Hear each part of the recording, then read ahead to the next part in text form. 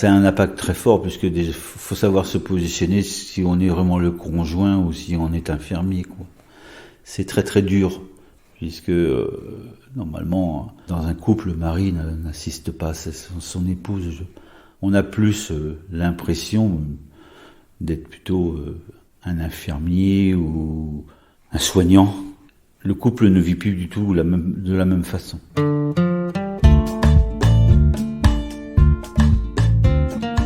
Aider, s'entraider. Le podcast qui donne la parole aux aidants. Les aidants représentent en France plus de 9 millions de personnes.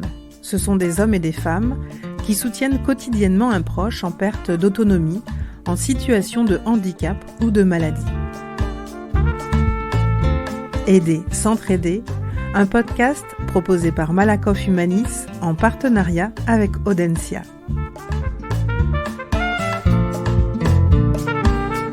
Jean-Jacques est un retraité nantais. Âgé de 68 ans, il soutient quotidiennement sa femme atteinte d'une maladie neuromusculaire évolutive.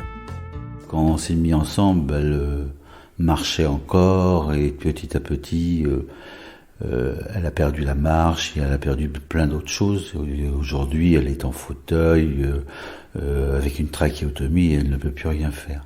Donc il y a principalement depuis, je dirais, peut-être 15 ans que je me sens vraiment aidant. Avant, j'aidais, mais pour moi, c'était pas vraiment aidant dans le sens qu'on l'entend aujourd'hui. Malgré son handicap, il y a au tout début qu'on était ensemble, il y a beaucoup de choses qu'elle pouvait faire par elle-même, puisqu'elle pouvait aussi bien se maquiller, se démaquiller, manger toute seule, qu'au jour d'aujourd'hui, ce n'est plus ça du tout, quoi.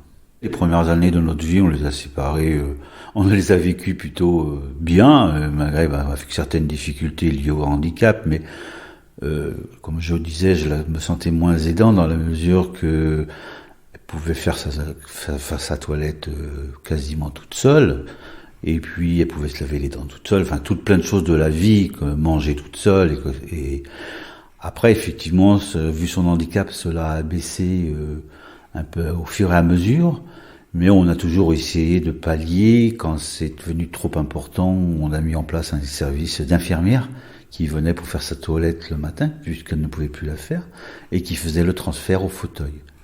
Et donc ça a duré pendant des années, puisqu'une fois au fauteuil, elle pouvait se déplacer facilement dans la maison, elle pouvait encore pallier, se laver les dents toute seule, et quoi que ce soit, et simplement avec la présence de quelqu'un à la maison simplement c'était plutôt une aide qu'un aidant, si vous voulez. C'était pour lui faciliter simplement les tâches de la vie, quoi. Et où je me suis vraiment senti aidant, c'est quand vraiment ça a pris des proportions plus importantes. Surtout quand on a commencé à la faire manger moi-même, si vous voulez, quoi. C'est là que je me suis vraiment senti dans le rôle d'un aidant, quoi.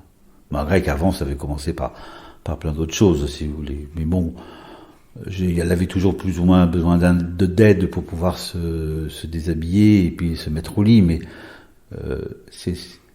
c'était tellement comme ça depuis X années que je me sentais pas vraiment dans le rôle d'aidant, si vous voulez. C'est vraiment en faisant les tâches courantes de la vie, manger, se laver les dents, puisqu'elle pouvait plus rien faire dans les gestes pour la toilette, quoi. Étant donné qu'elle a une trachéotomie, si vous voulez, la nuit, on peut pas dire que je dors. Le sommeil est très perturbé parce qu'au moindre bruit, je me réveille. C'est savoir si par des sécrétions, elle ne va pas s'étouffer ou quoi que ce soit. Si vous voulez, je dors, mais je somnole plutôt que dormir. Vous voyez, c'est plutôt ça. Tandis que quand il y a des auxiliaires sont là, moi, je vaque à des occupations où j'en profite pour aller à l'extérieur faire des courses ou faire une activité pour je pensais à autre chose. Tandis que quand je suis tout seul comme avec elle, je suis toujours en veille, quoi, pour pas qu'il n'arrive quelque chose.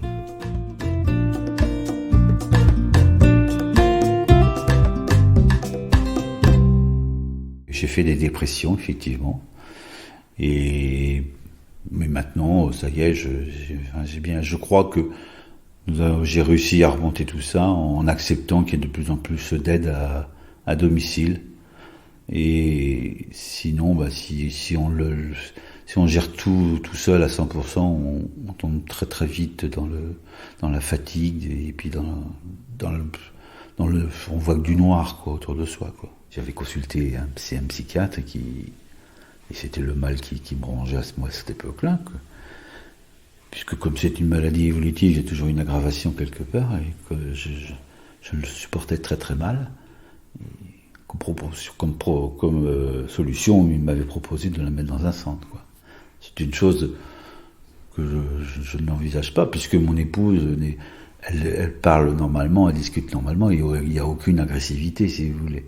Et elle ne souffre pas physiquement. Entre nous, il y a de la communication possible. Et je crois que c'est très important de pouvoir qu'elle puisse s'exprimer et me dire ce qui ne va pas, ou moi-même lui dire ce qui ne va pas, et puis essayer d'en parler ensemble pour trouver des solutions. Tout le temps que j'ai travaillé, ça s'est relativement bien passé, parce que il y a le lien social qu'il a de l'extérieur, et j'avais beaucoup de choses, entre guillemets, à raconter quand j'arrivais le soir, parce que j'étais parti à la journée, donc quand je rentrais l'après-midi ou bien le soir. Mais du jour de la retraite, c'est complètement différent, puisqu'au jour de la retraite, au tout début, il n'y avait pas autant d'heures qu'au jour d'aujourd'hui, et j'ai passé beaucoup plus de temps auprès de mon épouse. Et comme je vous le disais tout à l'heure, j'avais plutôt... je me sentais plus infirmier ou médicalisé que mari, quoi. Il a fallu accepter toutes ces aggravations ultimes, puisque passer à la trachéo, c'est quand même autre chose, puisque ça complique beaucoup la vie, puisque du coup, autant qu'auparavant on pouvait se déplacer assez facilement, même rester couché chez des amis, mais à partir de maintenant, si vous voulez, ce n'est plus envisageable, puisqu'il faut toujours, quand on part de la maison, emmener au minimum, si on part pour rester chez quelqu'un, on est obligé d'emmener 2 respirateurs, quand il y en a un qui tombe en panne, et beaucoup de choses que je vous passe, quoi, pour les soins, quoi que ce soit. Je dirais que maintenant, on a eu la chance qu'elle ait été reconnue par le département et qu'elle a une PCH très importante, et on a pu en mettre en place des aides. Donc, moi, j'ai forcément encore ce rôle d'aidant, puisqu'on n'est pas aidé 24/24, mais je prends en charge quasiment à partir du soir et puis le week-end. Mais c'est pas pareil que si je devais le faire tous les jours et 24/24, quoi. J'ai quand même, grâce à des auxiliaires de vie qu'on a mis en place depuis maintenant 5-6 ans, j'ai quand même du temps à moi, quoi. J'avais la chance donc que mon épouse était bien connue au sein de l'entreprise où j'étais. J'ai travaillé au service des transports des handicapés de la ville de Nantes, donc ils étaient assez sensibles. Et donc quand je rencontrais des problèmes avec mon épouse où il fallait me libérer, je n'ai jamais rencontré de difficultés, si vous voulez, quoi. Et je dirais même que je n'ai jamais voulu cesser complètement mon travail afin de pouvoir me libérer l'esprit en allant au travail. C'est très important de garder un lien social avec l'extérieur. Nous, tout ça, ça a pu se permettre parce que, alors ça dépend des handicaps, je le sais très bien, mais on a eu la chance que mon épouse, elle a toujours été bien reconnue par la MDPH et le handicap a été très bien pris en charge. Depuis le début de l'année, Jean-Jacques recrute en direct les prestataires à domicile qui interviennent auprès de son épouse, une contrainte qui ajoute une charge dans son quotidien. On rencontrera des problèmes, c'est sûr, parce que ce qu'il dit en emploi direct, quand la personne sera en vacances, ça ne sera pas remplacé. Mais au jour d'aujourd'hui, dans les services de prestataires, c'est pareil. Ils ne peuvent pas remplacer leur personnel quand il est malade ou quand il est en vacances. J'ai eu le cas au mois de septembre. Les auxiliaires de vie étaient en vacances, et ben pendant ces vacances, c'est moi qui les remplaçais. L'impact qu'il y a c'est qu'on peut plus prendre de rendez-vous pour soi-même. On peut plus d'abord, si on a des activités sociales extérieures, on peut plus les avoir, et on peut plus même pas aller à ces rendez-vous de médecins ou ces rendez-vous tout autre, puisque moi je m'organise toujours pour prendre tous mes rendez-vous le matin quand je sais qu'il y a quelqu'un qui est à la maison. Au fil des années, nous mettons en place de plus en plus d'heures pour s'occuper d'elle. D'abord parce que je suis vieillissant et puis physiquement, je n'ai plus la force que j'avais quand j'avais 30 ou 40 ans et que je suis obligé de faire appel à des services extérieurs. J'ai très mal au dos et puis là je sors d'une sciatique qui a eu beaucoup de temps à se résorber. Et je sais très bien qu'à mon âge, ça n'ira pas en s'arrangeant. On n'a pas la même force à 40 ans qu'on a à 68 ans que ce que j'ai, quoi.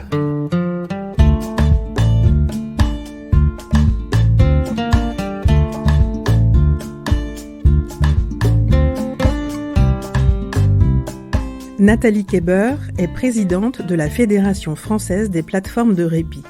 Elle est également directrice des plateformes d'accompagnement et de répit des aidants familiaux de Lille, Roubaix et Marquise. Elle détaille les enjeux du répit pour les aidants. C'est, j'ai presque envie de dire, la condition sine qua non pour ne pas s'épuiser. Que ce soit de manière ponctuelle avec une activité.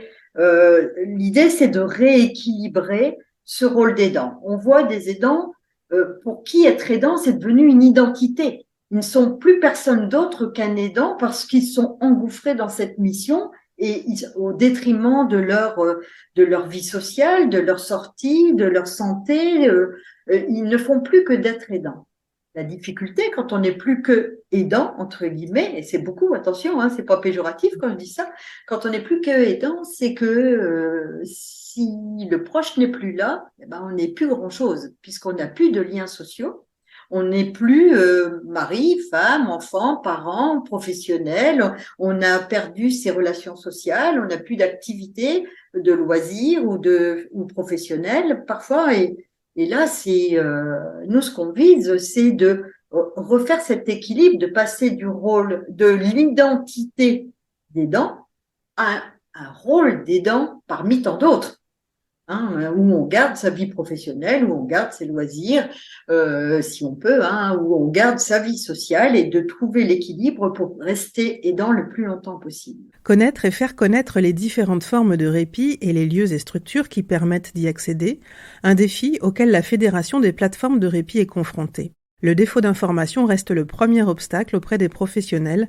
et donc des aidants eux-mêmes. La Fédération des plateformes de répit a alors créé le site www.soutenirlesaidants.fr. Venir jusqu'à nous, c'est compliqué. Il faut déjà qu'on réussisse à se reconnaître comme aidant. À partir de quel matin on va se lever et on n'est plus seulement le conjoint, le parent ou l'enfant de quelqu'un qui perd son autonomie. Ça commence quand? À partir de quel acte? À quelle durée? On n'en sait rien, c'est très flou ça. Hein, il y a des gens qui vont très vite se sentir aidants, d'autres pas du tout, ou c'est parce qu'ils sont mariés pour le meilleur et pour le pire, parce que c'est les parents qu'il faut aider, parce que c'est leurs enfants et que c'est normal, eh bien, voilà, donc il y a toute cette période-là. Une fois qu'on s'est reconnu comme aidant, il faut accepter d'avoir des limites et puis de se dire, peut-être que j'arriverai pas à tenir le coup toute seule jusqu'au bout et peut-être que je devrais aller voir des professionnels. Donc ça prend aussi un peu de temps d'accepter l'idée. Quand on est OK avec l'idée, il faut dire, mais ils sont où ces professionnels? Qui est-ce qui s'occupe des aidants en France? Il faut trouver les coordonnées. Et puis, dernière étape, et pas des moindres, c'est d'accepter de franchir la porte de professionnels pour aller dire qu'on ne supporte plus son proche, qu'on ne sait plus comment faire, qu'on n'en peut plus à des professionnels qu'on n'a jamais vus. Eh bien, quand on se met à la place de l'aidant, dire c'est super courageux de venir jusqu'à nous.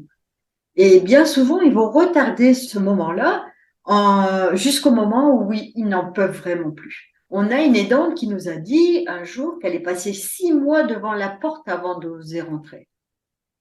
Elle le faisait régulièrement, mais elle n'arrivait pas à rentrer. Elle n'arrivait pas à dire que ça allait pas. Mais pourquoi la société jugerait à ce point le fait d'être aidant et on le voit chez les aidants salariés, très très peu vont se confier à leur employeur en disant que je suis aidant. Le rôle d'aidant, c'est quand même le seul rôle que je connaisse qu'il est possible de pratiquer 24 heures sur 24, 7 jours sur 7, 365 jours par an, potentiellement pendant des années. Et on demande aux gens de tenir le coup dans la durée. Mais qui peut faire ça? Sans souffler? Cette notion de répit, elle est fondamentale parce que si l'aidant s'autorise à prendre du répit régulièrement, en amont de l'épuisement, eh bien, il va tenir le coup, entre guillemets, le plus longtemps possible avec cette prise de recul et va pas s'engouffrer dans cette relation devenue fusionnelle et épuisante. Ça, c'est vraiment important à comprendre. C'est le fait de déculpabiliser l'aidant, à prendre du temps pour lui, c'est un sacré gap à passer. Et ça, on l'a vu au démarrage de la création des plateformes de répit. On construisait une offre de service avec des tas d'activités. Et en fait, les aidants, ils venaient pas.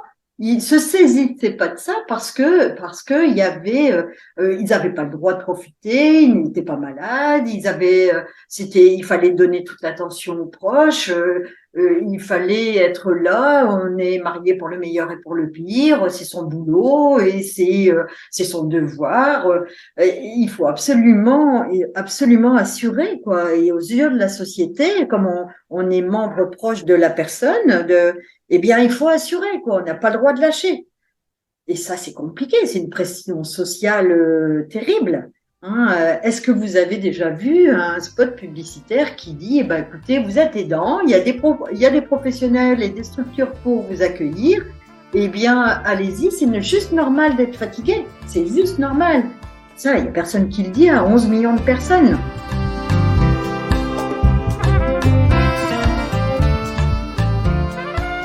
Aider, s'entraider, un podcast proposé par Malakoff Humanis en partenariat avec Audencia.